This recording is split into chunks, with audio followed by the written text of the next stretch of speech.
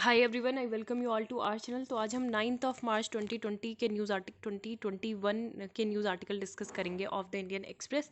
And before starting the session आप please like करें, share करें एंड सब्सक्राइब करें एंड बेल आइकन को प्रेस करें। Okay, so let's get started. सबसे पहली जो न्यूज़ है हमें ये दिख रही है, एडवर्टीजमेंट जो है गवर्नमेंट ऑफ त्रिपुरा की साइड से, enhancing ease of living for people of Tripura.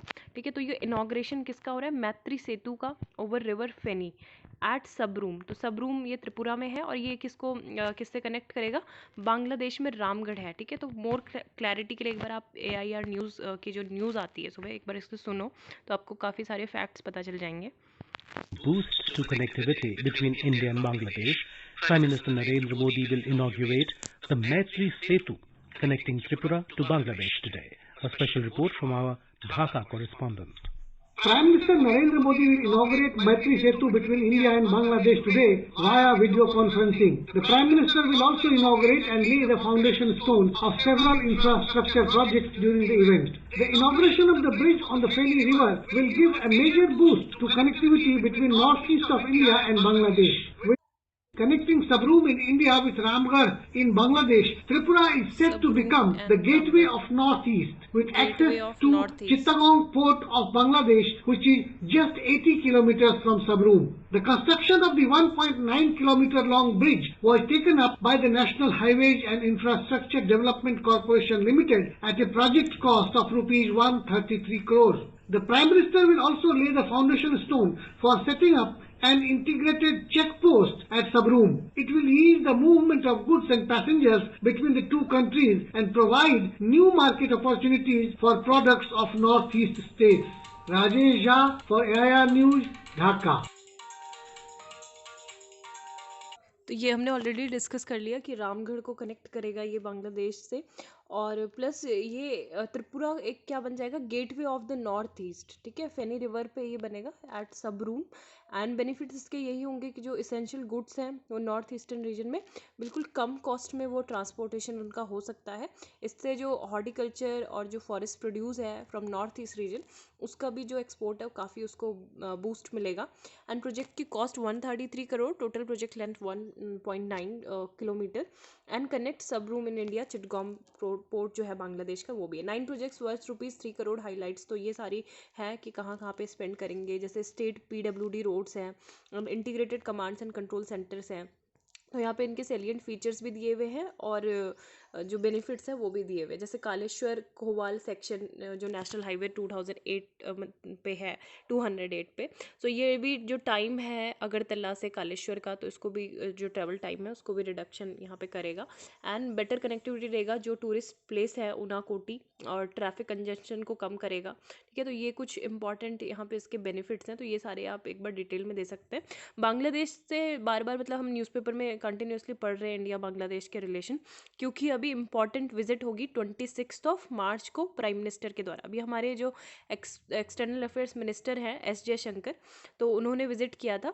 तो अभी हम 26 मार्च को मतलब हमारे प्राइम मिनिस्टर क्यों जाएंगे वहाँ पे? क्योंकि हम एक तरीके से बांग्लादेश ड्यूअल एनिवर्सरी सेलिब्रेट करेगा। किसके साथ? एक तो अपने जो उनको पाकिस्तान से लिबरेशन मिली थी। ठीक है, पाकिस्तान से लिबरेशन कब मिली थी? 26 मार्च को 1971 को, और इसमें इंडिया का बहुत ज़्यादा इम्पॉर्टेंट जो रोल था वो भी रहा था। ठीक है, तो यहाँ पे इस वजह से हम पार्टिसिपेट करेंगे। प्लस हमारे 50 साल हो गए हैं, हमने सबसे पहले बांग्लादेश को मतलब क्या किया था, रिकोगनाइज़ करने वाले कंट्री थे, डिप्लोमेटिक टाइज उनसे इस्टेब्लिश किए थे। ठीक है, तो यहाँ पे अगर आता है कि कौन पहले प्राइम मिनिस्टर थे बांग्लादेश के, और फाउंडिंग फादर जिनको बोला जाता है वो शेख मुजीबुर रहमान। ठीक है, तो यहाँ पे film maker Shyam Benegal on the sets of Bangabandhu film city at Mumbai. तो ये पिक्चर है, ठीक है, मूवी है बंगबंधु। तो Bangabandhu was meant to celebrate the birth centenary of Mujibur Rahman who was born on March 17, 1920। ठीक है, तो ये है। और 26 मार्च 1971 को पाकिस्तान से आज़ाद हुआ था बांग्लादेश, और फिर ये बना था। तो हमारे अभी जो प्राइम मिनिस्टर है वो विजिट पे जाएंगे। बहुत जो फेनी रिवर और ये शेयर्ड सोर्सेज, शेयर्ड जो मतलब वाटर सोर्सेज है ना, तो ये सब बाकी सबसे ज़्यादा जो बाउंड्री है वो शेयर करता है बॉर्डर लाइन इंडिया बांग्लादेश से। इसके अलावा हम कोविड वैक्सीन जो मैत्री डिप्लोमेसी है हमारी, वैक्सीन मैत्री, तो उसके थ्रू भी हम काफ़ी ज़्यादा इनको 2 मिलियन जो डोजेज़ हैं वो ग्रांट किया है। और बाकी सारे रिलेशन भी हमने देखे थे एस्पेक्ट्स, है ना। तो 6 month diplomatic spade work. Russia ने इंडिया को तो मतलब साइड लाइन ही रखा था कि जो अफ़गानिस्तान है तो वहाँ पे जो पीस प्रोसेस है उसके लिए मतलब क्या इंडिया को मतलब साइड लाइन कर दो। लेकिन इंडिया अभी फाइनली हम भी 5 इन सारी कंट्रीज़ के साथ हैं कि डिसाइड करेंगे कि क्या रोड मैप होना चाहिए अफ़गानिस्तान में पीस के लिए after 6 month of hectic behind the scenes diplomacy. ठीक है, तो mechanism has suggested by Washington even as Moscow is learn to have suggested at a plan that keep New Delhi out. तो एक तरीके से जो मॉस्को है दैट मीन्स जब हम मॉस्को बोलते हैं तो मतलब रशिया, और जब हम बीजिंग बोलते हैं दैट मीन्स चाइना। ठीक है, तो मॉस्को और बीजिंग के बीच में इतने ज़्यादा मतलब अभी इनके रिलेशनशिप जो है बहुत ही अच्छे चल रहे हैं। ठीक है, तो इस वजह से भी ये हो सकता है कि इंडिया को इन्होंने साइड लाइन ही रखा होगा। लेकिन यहाँ पे वॉशिंगटन ने भी सजेस्ट किया कि इंडिया को भी यहाँ पे एज अ इंटरलोकेटर होना चाहिए। ठीक है, रशिया चाइना, अभी कौन होंगे, China, Russia, US, Pakistan, Iran and India. ठीक है, तो ये 5 कंट्रीज़ रोड मैप यहाँ पे तैयार करेंगी। इसमें ये है, ठीक है, ये पूरा सारी चीज़ें फैक्ट्स वगैरह दिए गए हैं। इसको एक बार आप डिटेल में देख सकते हो कि क्या क्या यहाँ पे बाइडेन जो एडमिनिस्ट्रेशन है वो चाहता है। वो पांचों को ही चाहता है कि एक यूनिफाइड अप्रोच हो पीस लाने के लिए अफ़गानिस्तान में। और जो मतलब यहाँ पे कुछ चीज़ें हैं उन्होंने काबुल ने भी उनको भी एक्सेप्टेबल है, तालिबान और both Kabul which spend so much time and energy persuading the Taliban to accept peace over the last few years. तो वो भी कन्विंस्ड है कि मतलब करना है कुछ ना कुछ, मतलब आगे प्रोसेस इसे करना है। एंड घानी जो अशरफ घनी है is not willing to accept power sharing with the Taliban in an interim arrangement. ठीक है, तो ये डिस्प्यूट, और आपको भी ये पता है कि हमारे जो मतलब हम क्या बोलते हैं अफ़गानिस्तान में को लेके हमारा क्या इंस्टेंस रहा है हमेशा से कि अफ़गानिस्तान में जो होना चाहिए वो अफ़गान लेड, अफ़गान कंट्रोल्ड, है ना, और अफ़गान जो ओन्ड प्रोसेस है वो होनी चाहिए। लेकिन ग्राउंड रियलिटी से ये चेंज है। अभी दिल्ली को भी मतलब जो अपना इंस्टेंस है इस दिशा में थोड़ा चेंज करना होगा। इसी वजह से जो हमारे जो नेशनल सिक्योरिटी एडवाइज़र है अजीत डोभाल, तो जनवरी में भी उन्होंने विजिट की थी और he met Kabul political leadership. ठीक है, तो ये काफ़ी ज़्यादा इंपॉर्टेंट ट्रिप ये थी। देन यहाँ पे 50% वो जो रिजर्वेशन कैप है उसकी बात की गई है। तो इसमें एक्सप्लेन सेक्शन में एक पूरा आर्टिकल आया है, तो वहाँ पे हम डिटेल्ड एनालिसिस इसका देखेंगे। देन नेक्स्ट जो इंपॉर्टेंट न्यूज़ है, Independence Day panel meets Prime Minister to kick off celebration of March 12। तो मार्च 12 को क्या यहाँ पे होता है आपको मतलब पता ही होगा कि डांडी मार्च। ठीक है, तो यहाँ पे ये डिलीवर कर रहे थे एक speech, video address, first meeting of the national committee to commemorate 75 years of independence. तो इस सेलिब्रेशन का टाइटल क्या दिया है, आज़ादी का अमृत महोत्सव। आज़ादी का अमृत महोत्सव इसको बोला गया है। एंड यहाँ पे क्या है, एम क्या है कि गवर्नमेंट का एक रोड मैप सेट करना कि जो सेलिब्रेशन होगा साबरमती में मार्च 12 को 75 weeks before India turn 75 on August 15 2022 on the day dedicated website logo भी यहाँ पे अनवील्ड किया जाएगा। एंड ये जो डांडी मार्च है तो उसकी 91st एनिवर्सरी होगी। ठीक है, तो यहाँ पे अप्रैल 5 तक ही एक्सटेंड होगा, क्योंकि आपको पता है डांडी मार्च जो है अप्रैल 5 तक लगा था, चला था। And which denotes the culmination of civil disobedience campaign led by Mahatma Gandhi 1930। ठीक है, एक बार मैं आपको डांडी मार्च के बारे में बता देती हूँ कि डांडी मार्च में एग्जैक्टली मतलब क्या क्या हुआ था, कितने टाइम तक चला था। तो मार्च 12 को 1930 को महात्मा गांधी ने हिस्टोरिक सॉल्ट मार्च चलाया था। ठीक है, सॉल्ट सत्याग्रह साबरमती आश्रम से गुजरात के Ahmedabad to the village of Dandi. ठीक है, state of the coastal area to protest against the steep tax, जो ब्रिटिश ने सॉल्ट पे, नमक पे जो टैक्स लगाया था उसको रिड्यूस करने के लिए। एंड सॉल्ट मार्च जो बिगेन हुआ था 12 मार्च से 1930 में, और अप्रैल 6 1930 तक ये चला था। ठीक है, 24 डे का सॉल्ट मार्च था which was non violent in nature, is historically significant as it lead to the mass civil disobedience movement. तो सविनय अवज्ञा आंदोलन यहाँ से शुरू हुआ था। एंड यहाँ पे जो था गांधी जी ने उस लॉ को मतलब इलीगल सॉल्ट को प्रोड्यूस करके ब्रोक किया था सॉल्ट लॉ को। And this later turn into a mass civil disobedience movement throughout India as millions broke salt laws by either making salt और बाइंग इलीगल सॉल्ट, है ना, सबने अपने अपने बना लिए। सो यही था कि बाकी तो हमें पता है कि इंडिया ने मतलब ये जो है प्रोहिबिट कर दिया था कलेक्टिंग और selling salt. Indian were also forced to buy the staple diet ingredient. And from the British, है ना। तो जो जिनकी मोनोपोली नहीं थी, तो वो भी उन्होंने मतलब क्या कर दिया था, हैवी सॉल्ट टैक्सेस लगा दिए थे। Salt march was collective beginning of a mass resistance movement against the tiny. तो ये है यहाँ पे इम्पोर्टेंट। यहाँ पे जो है स्पेशल लंच, तो वुमेंस डे पे सारी वुमेंस एमपी हैं। इंटरनेशनल वुमेंस डे पे बैंकेट हॉल पार्लियामेंट हाउस में 37% dip in earth sciences ministry's quota resources managed well says panel. तो यहाँ पे पार्लियामेंट्री स्टैंडिंग कमेटी है जो किसमें थी, environment, forest and climate change and science and technology. ठीक है, तो ये कौन इसको चेयर कर रहा था, जो एमपी है जयराम रमेश, उन्होंने ये चीज़ बोली कि ओवरऑल जो बजटरी एलोकेशन है मिनिस्ट्री ऑफ अर्थ साइंसेस के लिए, तो वो बहुत ज़्यादा उसमें ड्रेस्टिक रिडक्शन किया गया है ना, to the tune of 770 crore to 37%। तो ये बहुत कम है। और हमारे देखो कितने सारे मिशन है, जैसे डीप ओशन मिशन है, डीप सी जो मिशन है, तो ये सारे तो हम इतने कम बजट में नहीं कर पाएंगे ना। तो जितना हमने एटलीस्ट जो प्लान किया है आगे आने वाले टाइम में, तो एटलीस्ट उतना तो आपको जो बजट है वो अवेलेबल कराना चाहिए। So absolute bare minimum funds of rupees 350 crore भी made available to the ministry to carry out its project as planned. तो ये यहाँ पे बोला गया कि नेक्स्ट 5 ईयर के लिए आपको फंड जनरेशन करना चाहिए, ताकि हम प्रॉपर सेमिनार भी करा पाएँ और training to save funds and divert it to research and development. The committee laid its report on demand for grants for the earth science ministry in both houses Monday. As per the report the ministry has been able to spend over 86% of its revise estimates. ठीक है, बाकी China जो है उनके मतलब बहुत ज़्यादा जिस तरीके से हमारे लिए स्ट्रैटेजिक इंपॉर्टेंस है, इंडिया की प्रेजेंस जो होनी चाहिए अभी कहाँ कहाँ होनी चाहिए, आर्कटिक से लेके अंटार्कटिक और सदर्न इंडियन ओशियन तक होनी चाहिए।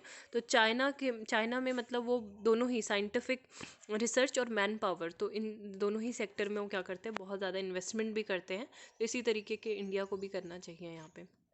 देन वुमेंस एवरी डे, तो यहाँ पे वुमेंस इंटरनेशनल वुमेंस डे था ना, तो उसके बारे में ये आर्टिकल है कि her struggle is no longer just for a foothold in public but to demand change. और ये बोला गया है कि the long journey of Indian women towards redeeming the promise of equality is too significant to be limited to the day। तो international women day ये demand करता है कि जो भी मतलब तो वुमेन को एक तरीके से जो सेंटर में वो आई हैं ऑफ ऑल इम्पॉर्टेंट जितने भी इंडियन डेमोक्रेसी में जो कंटेस्टेशंस हुए हैं। सो अभी लेकिन उन्हें क्या है मतलब और ज़्यादा मेन स्ट्रीम पब्लिक स्पेसेस में लाने की ज़रूरत है। एंड यहाँ पे जैसे चाहे वो सीए हो या फिर दिल्ली में जो शाहीन बाग में जो प्रोटेस्ट हुआ, अभी जो वुमेन फार्मर्स आई हैं पंजाब से, तो ये दिल्ली बॉर्डर में अलॉन्ग विद द मेन। सो ये प्रोटेस्ट जो हो रहा है सेंटर के 3 जो फार्म लॉज हैं उनके अगेंस्ट में, तो यहाँ पे कोर्ट को भी मतलब चिंता है कि ये वुमेन्स की प्रेजेंस भी यहाँ पे है। और ये है कि चाहे वो मतलब बहुत हो, चाहे सुधा भारद्वाज हो, सफूरा जरगार हो, या देवंगाना कलिता, टू दिशा रवि, नोदीप कौर हो, so many women have faced parallel action imprisonment, है ना। तो उन्होंने पॉलिटिकल मोबिलाइजेशन या फिर अगर एक्टिविज्म प्रोटेस्ट किया है तो उन्होंने ये पेनल्टी भी मतलब उसके लिए पे ऑफ किया है। So this visible condition is connected to other large changes that are afoot from the growing numbers of women in higher education। तो ये भी है कि इंडियन वुमेन की मतलब जो चॉइस होती है वो बिल्कुल इंसिस्टेड डिमांड है ग्रेटर फ्रीडम और एजेंसी के लिए। And the empowerment brought about by politics and education is in contrast to increasingly precarious economic conditions. तो एस्पिरेशन की मतलब यहाँ पे कोई कमी नहीं है, लेकिन अपॉर्चुनिटी ही कम है। एंड पेंडेमिक ने और ज़्यादा डिप्राइवेशन इस चीज़ में ला दिया है, क्योंकि बहुत सारी जो वुमेन है वो जो वर्क फोर्स हैं उसी से एजुकेशन से बिल्कुल डिप्राइव्ड हो गई हैं। And in the each of cases caste and class and location have serve to deepen gender inequality. ठीक है, तो फैमिली एक तरीके से पूरे फैमिली में बन के रह गई हैं, यहीं पे कंट्रोल हो रहा है। वर्ड इज़ हर स्टेज जो है, ये भी आर्टिकल इसी से रिलेटेड है। After pandemic public spaces must be reclaimed for both man and women. तो यहाँ पे यही कि हमारे मतलब अगर हम बात करेंगे आने वाले जनरेशन से 2020 के बारे में, तो उसमें हमें और only contact with friends and relatives के, यही हमारा मतलब कैसे कांटेक्ट कर रहे थे हम, टेलीफोन के थ्रू, और एसेंशियल एक्टिविटीज़ के लिए ही हम केवल डे लाइट में ही कहीं बाहर जाते थे। एंड हमारे जो फेसेस थे वो कवर रहते थे। Past people on the street refusing to make eye contact, है ना। तो हम इन सब चीज़ों के बारे में बात करेंगे। लेकिन एक और यहाँ पे जो पैंडमिक है, तो एक बहुत बड़ी जो है फर्स्ट टाइम उसने प्रॉब्लम रिकॉग्नाइज़ की, और आइसोलेशन की जो थी, तो अभी ये है कि हम भी मतलब वुमेन की बात करें तो न्यू नॉर्मल में मतलब अभी भी वुमेन की स्थिति पहले की तरह है. Statistics on women's lack of access to public spaces are sobering. तो इंडिया ह्यूमन डेवलपमेंट सर्वे है जो 2012 का IHDS, तो यहाँ पे कंडक्ट हुआ था. ये university of Maryland and national council of applied economic research, इन्होंने रिवील किया कि 18% ऑफ वुमेन रिस्पॉन्डेंट है वो किराना शॉप पे ही नहीं जाती हैं, एंड 19% जो वुमेन है वो अकेले नहीं जाती हैं. A third of house hold relied only on man. तो वो चिल्ड्रन पे किसी भी मतलब ग्रॉसरी लेनी हो या फिर कोई भी शॉपिंग करनी हो तो वो या तो अपने हस्बैंड पे डिपेंडेंट है या फिर अपने बच्चों पे. केवल 11% रूरल वुमेन हैं जिन्होंने ग्राम सभा है वो कभी अटेंड की है, और 18% had ever visited a metropolitan city. ठीक है, तो ये सारी बातें यहाँ पे बोली गई हैं. इसके अलावा it was common place for 60% of Indian women who practice either the ghoonghat और पर्दा. तो यहाँ पे टेलीफोन जो था was already life line connecting women to their support network. और ये बोला गया है कि जो पैंडमिक इन्फोर्स आइसोलेशन था इसने जो था एम्पैथी को इंक्रीज किया सब्सटेंशियल प्रोपोर्शन में इंडियन वुमेन्स के लिए who have found themselves confined to their home during the normal course of life. लेकिन यहाँ पे काफ़ी सारे चैलेंजेस थे जिनको समझना और एड्रेस करना ज़रूरी है. जैसे एक स्टडी में फाउंड किया गया था, documented, that women face sexual harassment. ठीक है, जैसे ही वो घर से बाहर मतलब दे वेंचर आउटसाइड द होम तो दे फेस सेक्सुअल हैरेसमेंट. और उनका जो फियर है सेक्सुअल हैरेसमेंट का वो काफ़ी ज़्यादा एक तरीके से नेगेटिव सोसाइटल कॉन्सिक्वेंसेस इसके होते हैं डिफरेंट डिफरेंट एस्पेक्ट्स में of life. In a research paper यहाँ पे इकोनॉमिस्ट हैं तनिका चक्रवर्ती, तो IIT कानपुर की, तो इन्होंने भी बोला है कि वुमेन जो है वो मतलब इस तरीके की जगहों में नहीं जाना चाहते हैं जहाँ पे गर्ल्स के साथ सेक्सुअल हैरेसमेंट के चांसेस हायर होते हैं. और वर्ल्ड बैंक के इकोनॉमिस्ट गिरजा ब्रोकर ने भी कहा है कि हाईली इनोवेटिव स्टडी में ये फाइंड किया गया है कि जो यूनिवर्सिटी ऑफ दिल्ली की भी जो गर्ल्स हैं तो वो भी चूज़ करती हैं लोअर क्वालिटी के कॉलेज, ताकि वो उनको मतलब दूर जाके जो ट्रैवलिंग टाइम है, तो ट्रैवलिंग में भी होता है ना, कहीं पे मेट्रो में हो सकता है हैरेसमेंट किसी भी तरीके से अगर आप क्राउडेड एरिया में चले गए हो, या बस में हो सकता है, बस के लिए जो वेट करना पड़ता है ना, तो उस टाइम पे भी सेक्सुअल हैरेसमेंट फेस करती हैं लड़कियां. तो वो उन सब के बचने की वजह से लड़कियां क्या कर लेती हैं, पास के ही किसी लोअर क्वालिटी कॉलेज में पढ़ने चली जाती हैं. तो ये भी एक स्टडी में फाउंड किया गया. देन यही है स्टडी जो कैरिड आउट की गई थी NGO सेफ्टी पिन भोपाल ने ग्वालियर जोधपुर में. तो यहाँ पे पाया गया कि 95% of women feel unsafe using public transport. तो पब्लिक ट्रांसपोर्ट बोला जाता है कि यूज़ करो, है ना. तो कोई अगर आप सेपरेट प्राइवेट कैब कर रहे हो उसके ज़्यादा ज़रूरी है कि आप मतलब ज़्यादा बेटर ऑप्शन है आपके लिए कि पब्लिक, ताकि वहाँ पे लोग भी रहते हैं, आपको कोई दिक्कत ना हो. लेकिन यहाँ पे 95% ऑफ वुमेन ने बोला कि they feel unsafe using public transport. 89% ने बोला कि they feel unsafe in the market place. 84% ने बोला कि उनको पब्लिक ट्रांसपोर्ट के लिए वेट करना बहुत ज़्यादा ही अनसेफ लगता है. And 76% feel unsafe on roads और फुटपाथ, है ना. तो ये सारा बोला गया है कि वुमेन ने बोला कि उन्होंने 30% वुमेन ने किसी ना किसी फॉर्म में सेक्सुअल हैरेसमेंट को पास्ट ईयर में फेस किया है. And half of this incident took place while using public transport. तो ये सारी जो है मेन हम मतलब क्या कर सकते हैं इसके लिए. सम ऑफ दिस रिलेटिवली सिंपल कि एटलीस्ट जो लाइटनिंग है रोड्स के पास में, बसेस के पास में, ट्रेन स्टेशंस में, तो उसको हम और इन्हेंस कर सकते हैं या फिर इम्प्रूव कर सकते हैं लाइट्स को. और जो public spaces so that women don't feel isolated and see safety in numbers. This में इन्वॉल्व हायरिंग वुमेन ड्राइवर्स. तो वुमेन्स ड्राइवर को हायर कर सकते हैं. बस कंडक्टर्स के रूप में वुमेन ड्राइवर्स हो सकती हैं. पिंक बसेस चल सकती है, जैसे expanded spaces allocated to women and vendors in markets. ठीक है, मार्केट्स में हो सकती है women. So this is not a one way street. मतलब ऐसा नहीं है कि ये सब चीज़ें हम वुमेन के लिए कर रहे हैं तो इससे केवल और केवल वुमेन को ही बेनिफिट मिलेगा. इंडिया के अगर इंडिपेंडेंस मूवमेंट की बात करें तो यहाँ पे एक तरीके से हमें इंस्पिरेशनल एग्जाम्पल देखने को मिलता है, जो एक सिनर्जी थी किसके बीच में, वुमेन्स के मूवमेंट में और जो हमारा राष्ट्रीय आंदोलन चल रहा था, है ना. क्योंकि वहाँ से ही एक तरीके से क्या हुआ, फ्रीडम जो थी नेशन में, और उसके बाद के जो चीज़ें थी, मतलब वो फ्रेमवर्क जो था वो सेटअप हुआ पूरी तरीके से, कि जैसे कि इंडिया को एक तरीके से इंडिपेंडेंट जेंडर जस्टिस में वो रहा, और हिंदू कोड बिल लाया गया था that provided for monogamy, divorce and inheritance right मिले वुमेन को. तो यहाँ पे ऑथर का ये कहना है कि मनरेगा बहुत ज़्यादा इम्पॉर्टेंट है क्योंकि इसने एक क्रूशल रोल प्ले किया है, important role to in bringing women. Equal pay है फॉर मेन एंड वुमेन, है ना, who used to work only on family farms in the past into the paid work. तो ये इस तरीके की जो अपॉर्चुनिटी और आनी चाहिए through special programme design for women, structuring existence programme in a way allows for enhance participation. तो women can only be a win win situation तभी हो सकते हैं। यहाँ पे जो है life is tough for low income, ये वही जो है हरियाणा का जो बिल था उसी से मतलब रिलेटेड है। लाइफ इज़ टफ मतलब यहाँ पे माइग्रेंट वर्कर्स की बात की गई है कि बहुत ज़्यादा जो लो इनकम के होते हैं इंटर स्टेट माइग्रेंट वर्कर्स, उनकी लाइफ बिल्कुल बहुत ज़्यादा डिफिकल्ट है। As was painfully illustrated by the migration crisis of 2020 में तो कितना बड़ा क्राइसिस आया। तो उस टाइम पे जो लैक ऑफ एक्सेस था उनको सोशल सिक्योरिटी के लिए, they now have an added concern nativist law, ये बोला गया है ना। मतलब सरकार भी ये बिल ला रही है तो इसी वजह से ला रही है ना कि लोकल पीपल जो है माइग्रेंट्स हैं वो वल्नरेबल हैं और वहाँ की जॉब मतलब सिक्योर नहीं है उनके लिए। So sector which do end up employing a large number of interstate migrant workers do so because the local workers do not aspire for those jobs। तो यहाँ पे ये वाला कंसर्न भी आ जाता है। अब उस तरीके के उनके स्किल सेट्स नहीं है जिस तरीके की वहाँ पे जॉब अवेलेबल है। तो migration for work represents a match between employers looking for certain skills at low rates and workers who want to earn much more than what they can make back home. ठीक है, तो यही है। बाकी शशिकला से article important नहीं है। Despite the daughters, तो इंडिया यूएस की रिलेशनशिप पे है, इंपॉर्टेंट आर्टिकल है। CR राजा मोहन। यहाँ पे जो क्वाड सबमिट होने वाली है उसके बारे में भी बात की गई है। India US relationship has grown by leaps and bounds, Delhi is now well position to raise the Quad agenda to higher level. तो हम इसको और ज़्यादा आगे जो है डिजिटल सबमिट में हम कर सकते हैं बेहतर इसके लिए। तो पहले मतलब यहाँ पे ये बोला जा रहा है कि क्वाड जो है क्वाड्रिलेटरल सिक्योरिटी डायलॉग, ये इंडिया और यूएस को एक साथ लाता है और जो वॉशिंगटन के जो लॉन्ग स्टैंडिंग ट्रीटी एलाइज हैं ऑस्ट्रेलिया एंड जापान इन सबको।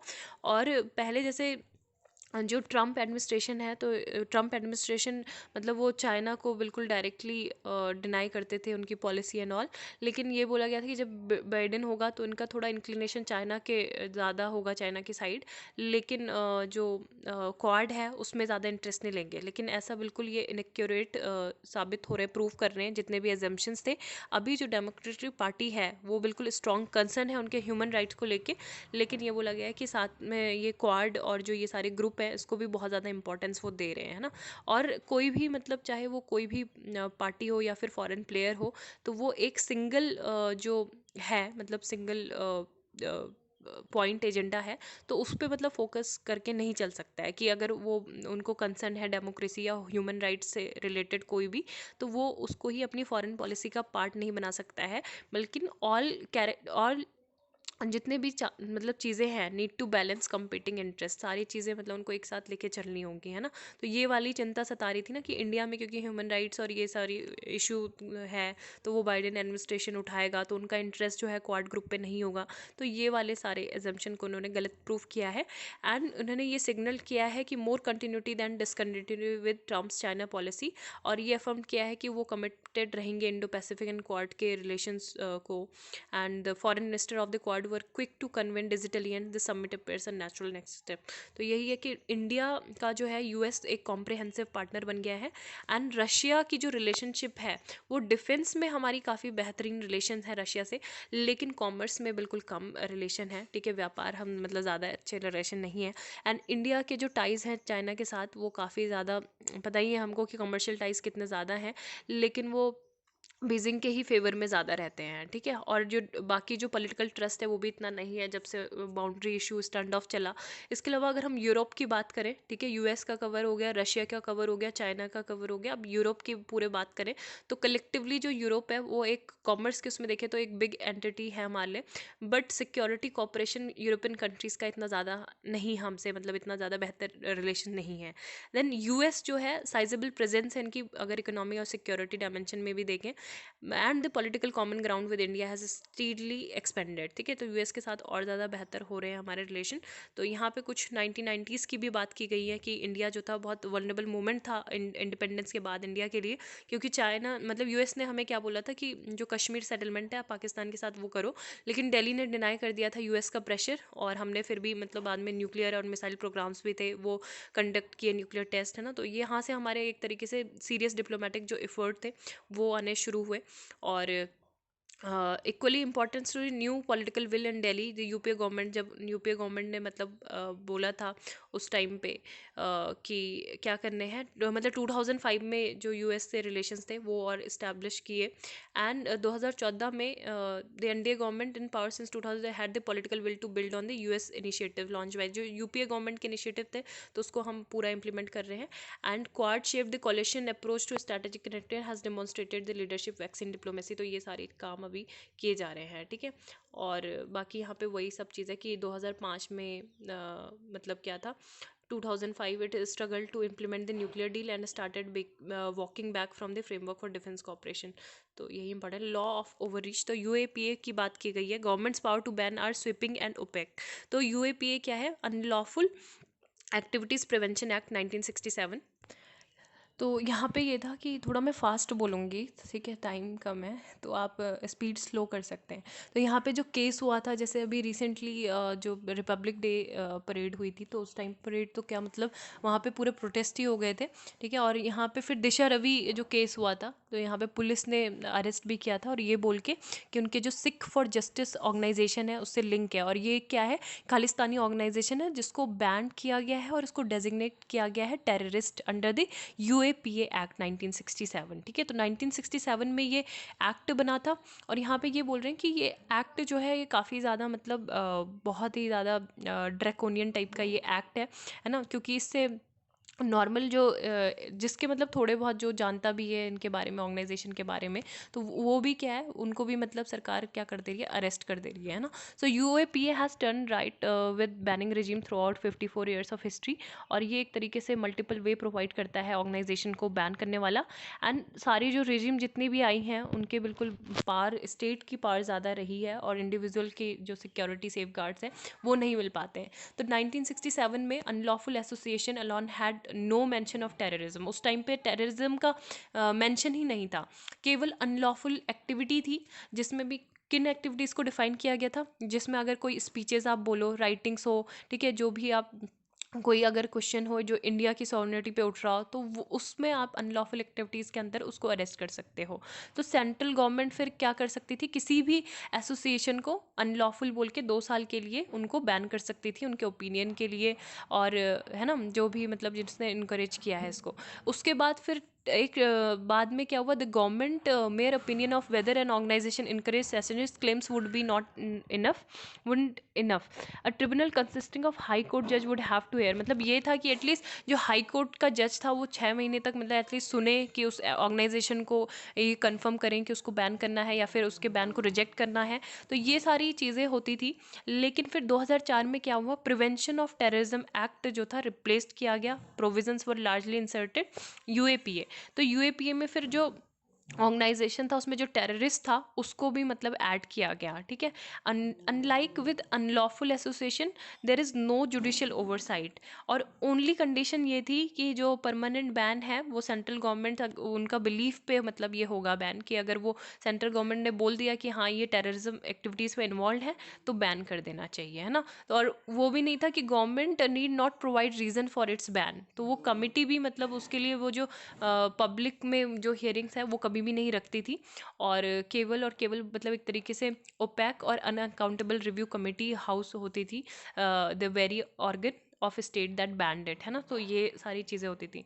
देन और फिर ये है कि टू टेक हॉस्टेजेस और यूज बॉम्ब और lethal weapons of hazardous substances, it even went beyond bringing under its ambit. मतलब ये सारी चीज़ों पे बैन किया जाएगा कि if someone were to for instance commit an act likely to threaten India's ecologically security by using non lethal means of whatever. फिर 2019 में क्या हुआ, इसको और एक्सटेंड करके यूएपीए के बारे में ही बता रहे हैं कि इसको क्या कर दिया गया, ऑर्गेनाइजेशन की जगह टेररिस्ट किसको डिक्लेयर करना है, डेजिग्नेट करना है, इंडिविजुअल को भी आप टेररिस्ट डिक्लेयर कर सकते हो, है ना। तो बहुत ज़्यादा एम्बिग्विटी इसमें देखने को मिली, ये जो अमेंडमेंट हुआ। और स्टूडेंट जो है Islamic Movement of India has been declared both unlawful and terrorist organisation. Government's मतलब बार बार ये कंफर्म करने पे है, डिक्लेयर कर रही है कि एसोसिएशन अनलॉफुल है, even though the tribunal judgment has no practical effect, है ना, ऑन द ऑर्गेनाइजेशन बैन। तो यही चीज़ बोली गई है कि लॉ ऑफ ओवर रीच से बोला जाता है। एंड अंडर यूएपीए गवर्नमेंट्स की जो पावर है टू बैन आर स्वीपिंग, ये बिल्कुल ओपेक पावर यहाँ पे मिली गई है, दी गई है। Andhra government to introduce gender budget, तो यहाँ पे जेंडर बजट जो chief minister YS Jaganmohan Reddy हैं वो आंध्र प्रदेश में इंटरनेशनल वुमेन के लिए मतलब जो वुमेन सेंट्रिक प्रोग्राम है तो वो ला रहे हैं, ठीक है। यहाँ पे स्वेच्छा प्रोग्राम भी है। स्वेच्छा प्रोग्राम जो है ये अवेयरनेस क्रिएट करता है मेंस्ट्रुअल हाइजीन पे among adolescent girl and flagged of a fleet of 900 Disha patrolling vehicles in 18 crime scenes management.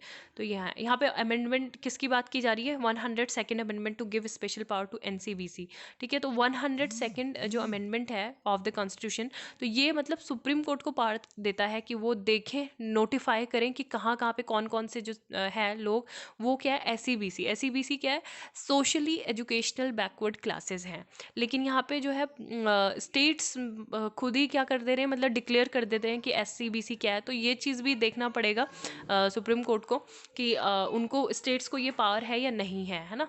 तो यहाँ पे ये है with increase in forest fire Orissa, तो गवर्नमेंट मतलब ये बताए कि एक स्टेट लेवल टास्क फोर्स का गठन किया है यहाँ पे। तो कौन है कंजर्वेटर फॉरेस्ट के, डॉक्टर संदीप त्रिपाठी। तो सिमलीपाल फॉरेस्ट फायर के बारे में हमने पढ़ा था, है ना। आप बताना कि कब इसको टाइगर रिजर्व जो है डिक्लेयर किया था, नेशनल रिजर्व कब मतलब डिक्लेयर किया गया था और कब इसका इस्टेब्लिशमेंट हुआ था, ये आप बता सकते हैं। देन यहाँ पे 7th day of street protest in Lebanon, तो ये आप क्वेश्चन का आंसर बताना। लेबनान में प्रोटेस्ट चल रहे हैं, लेबनान की कैपिटल कहाँ है, ठीक है, वो बताना। एंड 7th डे था जहाँ पे मतलब इकोनॉमिक क्राइसिस से कंट्री गुजर रही है, पॉलिटिकल स्टेबिलिटी भी नहीं है, और जो लेबनानीज पाउंड है वो बिल्कुल 85% लेस हो गई है इसकी वैल्यू, मतलब है ना, लॉस पे चल रहा है। Then US commits to Saudi defence after Houthi attacks on oil heartland, तो यहाँ पे जो साइट है सऊदी की सना में, यमन में, तो यहाँ पे क्या हुआ, Sanaa Yemen, the Houthis have been battling a Saudi led coalition in Yemen for 6 years। तो यहाँ पे एक स्ट्राइक देखने को मिली। तो सऊदी की अथॉरिटीज़ का कहना है कि यहाँ पे कोई प्रॉपर्टी की कैजुअलिटी नहीं हुई है, लेकिन आगे मतलब फिर भी मतलब जो वर्ल्ड के जो biggest offshore oil loading facility है रास तनूरा, ठीक है, रास तनूरा, यहाँ पे ऑयल स्टोरेज इनके फैसिलिटीज़ हैं। तो यहाँ पे ये अटैक किया गया, तो क्रूड ऑयल प्राइसेस भी बहुत ज़्यादा बढ़ रहे हैं। तो यहाँ पे यूएस कह रहे हैं कि हम क्या करेंगे, आप कमिटेड हैं डिफेंड करने में सऊदी अरब को, जो भी मिसाइल स्ट्राइक्स हो रही हैं यमन के द्वारा, है ना, यमन ईरान से अलाइंड हाथी मूवमेंट के द्वारा। French billionaire politician Oliver Dassault killed in helicopter clash. तो यहाँ पे ये जो है इंपॉर्टेंट, ये एक्सप्लेन सेक्शन में रिविजिटिंग द कोटा टेम्पलेट, और इसके अलावा ये तीनों ही आर्टिकल बहुत इंपॉर्टेंट हैं, ठीक है। तो एक बार मैं ब्रीफली चलो बता देती हूँ आपको। The supreme court will examine whether it needs to revisit it landmark 1992 का जो डिसीजन था रिजर्वेशन पे, इंदिरा सोनी रूलिंग थी उस टाइम पे। तो ये कह रहे हैं कि ये रूलिंग क्या है और इसका क्या अभी न्यू कॉन्टेक्स्ट में क्या है। तो 1992 का जो डिसीजन था Indira Sawhney versus union of India में, तो इसको रिविजिट करने की ज़रूरत है, अभी ये सुप्रीम कोर्ट ने ऐसा बोला है, ठीक है। मराठा रिजर्वेशन के चलते जो प्रोटेस्ट चल रहे हैं, तो 11 जज रूलिंग थी ये, और पॉपुलरली रेफर्ड एज मंडल केस। मंडल केस सुना होगा आपने रिजर्वेशन से रिलेटेड। तो सुप्रीम कोर्ट ने बोला कि इसको रिकंसीडर क्यों करना है मंडल केस को। जो अशोक भूषण है is currently hearing the challenge to the Maharashtra law providing Maratha के लिए जॉब्स और एडमिनिस्ट्रेशन में स्टेट में कोटा की बात की गई है। तो बॉम्बे हाई कोर्ट ने इसको अपहेल्ड कर दिया था कॉन्स्टिट्यूशनल वैलिडिटी को। उन्होंने ये बोला था कि इसको रिड्यूस करना चाहिए 16% टू 12 से 13%, ठीक है, एज जो स्टेट बैकवर्ड क्लासेस कमीशन ने बोला था। So ruling was challenge before a supreme court bench which refer to a larger constitution bench. सो अभी ये है कि मराठा कोटा चैलेंज में क्यों है ना, कि ये है कि क्या मतलब स्टेट्स को ये है छूट कि वो डिक्लेयर कर सकते हैं एक पर्टिकुलर कास्ट को, कि उसको वो डेजिग्नेट कर दें सोशली और एजुकेशनली बैकवर्ड। दूसरा कंसर्न ये उठता है कि स्टेट्स क्या जो 50% की जो सीलिंग है सुप्रीम कोर्ट ने जो सेट की है उसको भी ब्रीच कर सकते हैं।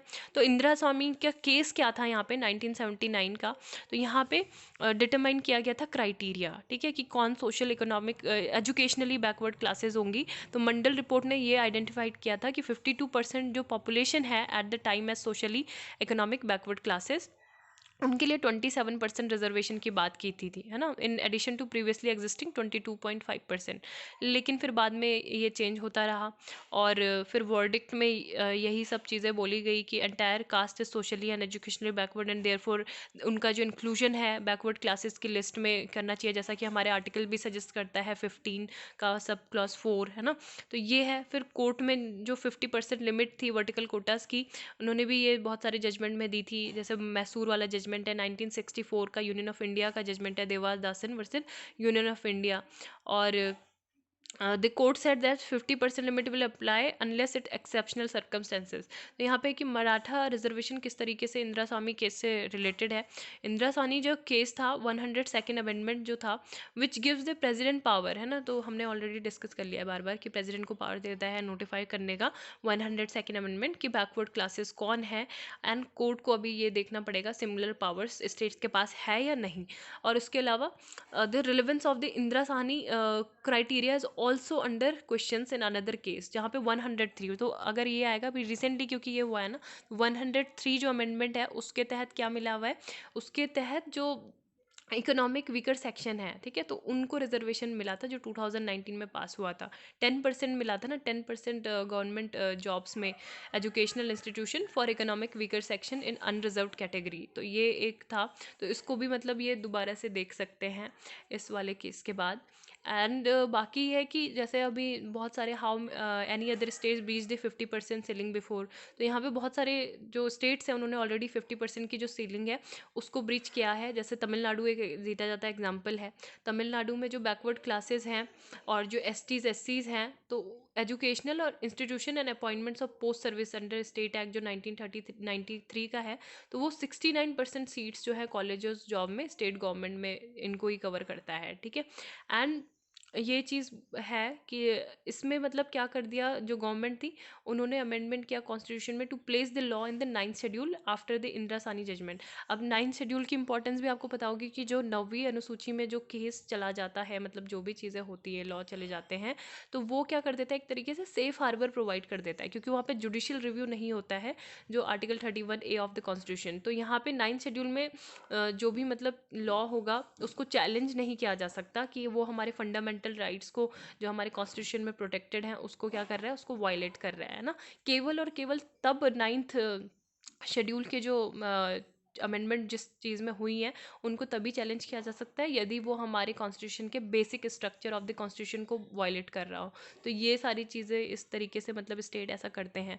देन ब्रेंट ओवर 70 पर barrel dollar will hit price in India, तो यहाँ पे यही पूछा गया कि मतलब इंडिया में भी इसका असर देखने को मिलेगा, क्योंकि सऊदी अरेबिया की अभी जो one of the largest producer of crude oil है रास तनूरा, है ना, world largest crude oil exporting facilities है, तो ये ड्रोन अटैक हुआ था, लेकिन यहाँ पे कुछ भी इस तरीके से यहाँ पे हार्म नहीं हुआ। फिर भी मतलब जो ये जो जो ब्रेंट क्रूड है इसका जो प्राइस है वो राइज कर रहा है अक्टूबर 2020 से ही, और आगे आने वाले टाइम में भी ऐसा होगा। और अगर बात करें कि रिटेल सेलिंग प्राइस की of petrol and diesel India की, तो वो डिटरमिन्ड होता है based on the international prices fuels as well as the state central taxes.